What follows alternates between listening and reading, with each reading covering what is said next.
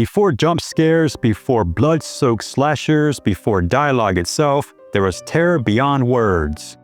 Welcome to a time when horror was conveyed with only shadows, expressions, and silence. Today we're diving into the best horror films of the silent era, movies that haunted audiences without ever speaking a word. The Cabinet of Dr. Caligari, 1920. Let's start with the film that rewrote the language of horror.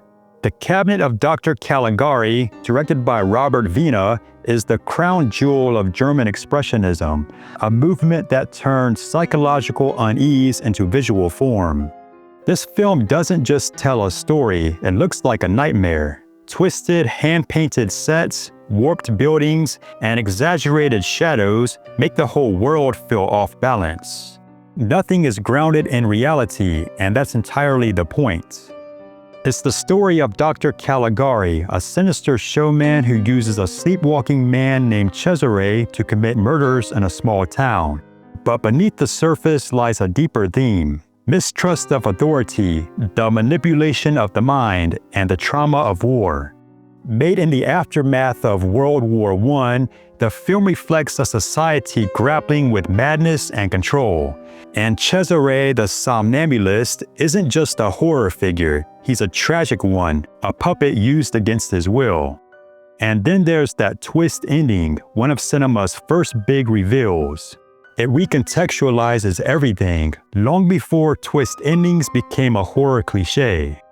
Caligari didn't just influence horror, it influenced all of film. You can trace its shadowy fingerprints through Hitchcock, Lynch, Burton, even modern psychological thrillers.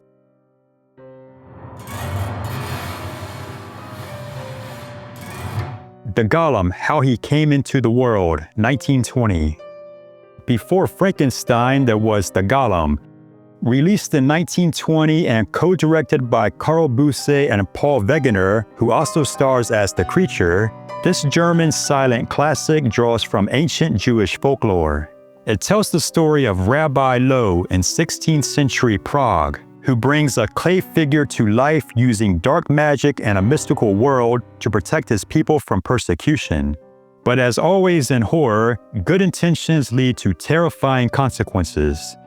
The Golem isn't evil, he's obedient, but his immense power and blind loyalty make him dangerous. He's a creation of desperation, of fear, and of control. And once unleashed, he becomes a force no one can fully command. Wegener's performance is mesmerizing. His Golem moves with slow, deliberate weight, like an ancient statue come to life. And the film's use of heavy shadow, elaborate set design, and looming architecture puts it firmly in the expressionist tradition. But the Golem isn't just atmospheric horror, it's allegory. It reflects real anxieties of the time, about identity, authority, and the dangers of playing God. It's one of the earliest examples of horror as a vehicle for cultural commentary. And in many ways, it laid the groundwork for the tragic monsters that would follow: Frankenstein's creature, King Kong, even modern-day AI. The Golem reminds us, sometimes the scariest thing isn't the monster itself, but why it was made in the first place.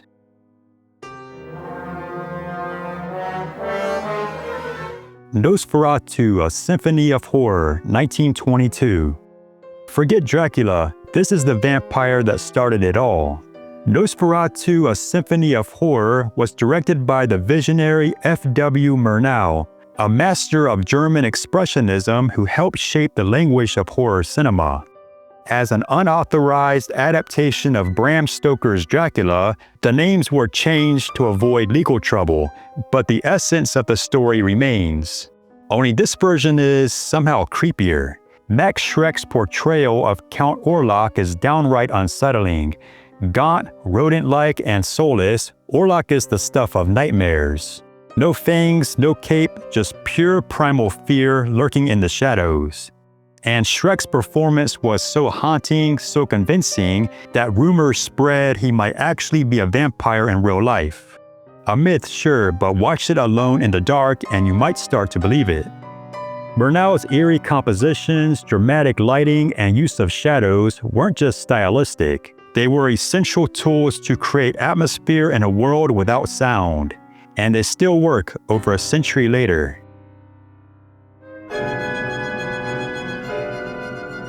Häxan, 1922. Imagine a documentary directed by Satan. Häxan is one of the most bizarre and fascinating films of the silent era. Directed by Benjamin Christensen, the Swedish-Danish production blurs the line between scholarship and surrealism. It presents itself as an illustrated history of witchcraft and superstition, tracing beliefs from ancient times to the medieval Inquisition all the way to modern psychiatry.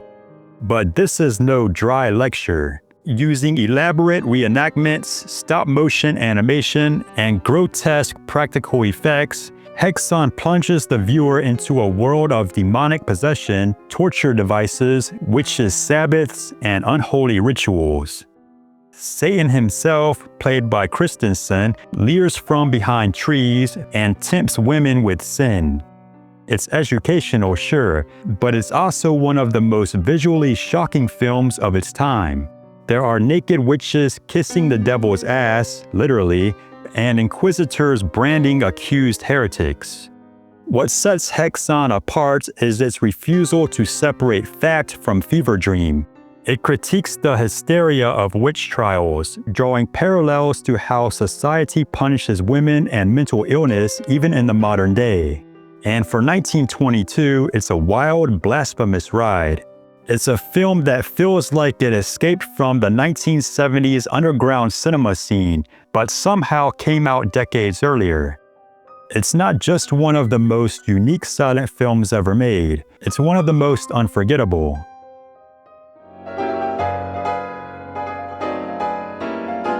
The Phantom of the Opera, 1925. You know the story, but have you seen it without sound? The Phantom of the Opera isn't just a love story, it's a gothic horror tale soaked in shadows, obsession, and despair. And at the heart of it all is Lon Chaney, delivering one of the most iconic performances in silent film history.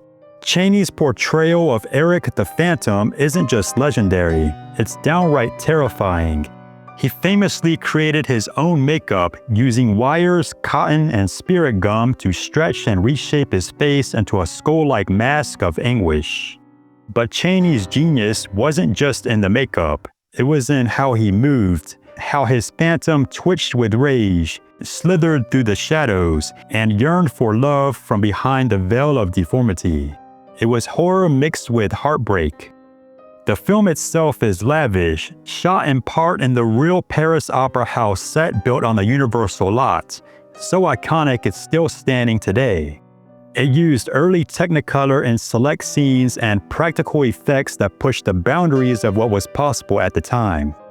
Lon Chaney was dubbed the Man of 1,000 Faces for good reason, but in The Phantom of the Opera, he didn't just show us a new face. He showed us a monster who longs to be seen and can never be loved. It's not just a classic, it's a blueprint for cinematic horror.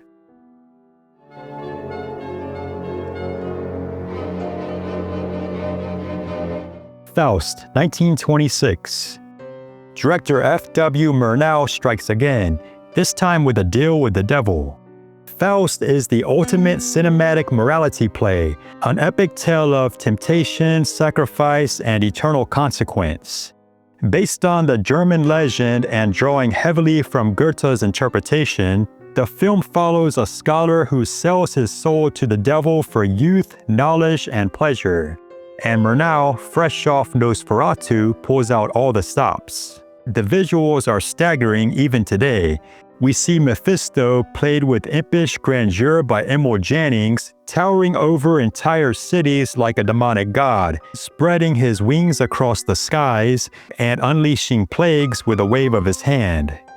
The use of double exposures, dramatic lighting, and sweeping camera movements push silent cinema to its technical and artistic limits. Jannings is unforgettable as Mephisto, equal parts trickster, tyrant, and tempter.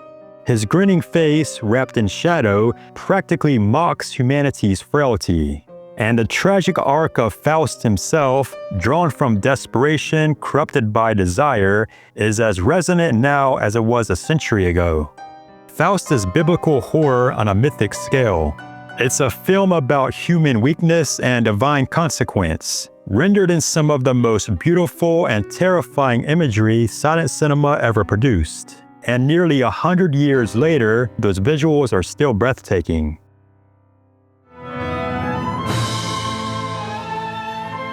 The Man Who Laughs, 1928. This one toes the line between horror and tragedy, but that face, pure nightmare fuel.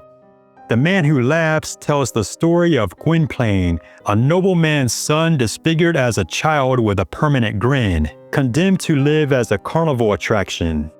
He's paraded before audiences who laugh at his misery, forced into a life of spectacle, mocked for a face he never asked for. Played by Conrad Veidt, Gwynplaine is more than just a grotesque figure. He's a deeply sympathetic character, tormented, alienated, and desperate for connection in a world that only sees a monster. And that grin is not just ghastly, it's legendary. Created by makeup artist Jack Pierce, it would later influence the design of the most iconic comic book villain of all time. You guessed it, the Joker. But long before Gotham, Gwynplaine walked a lonely path through moonlit streets and silent crowds, haunted not by what he had done, but by what had been done to him. With moody expressionist visuals, shadow-drenched sets, and heartbreaking performances, The Man Who Laughs blends gothic horror and poetic tragedy into something unforgettable. It's a horror that doesn't scream, it weeps. These silent nightmares paved the way for everything that followed. Without a single spoken word, they shaped horror as we know it, relying on shadows, expression, and unrelenting imagination. So the next time you watch a horror film with jump scares and loud music cues, remember, the true masters of fear never needed to say a thing. Thanks for watching. If you love classic horror, film history, or just spooky stuff in general, hit that like button and subscribe for more. And tell us in the comments, which silent horror film still haunts you?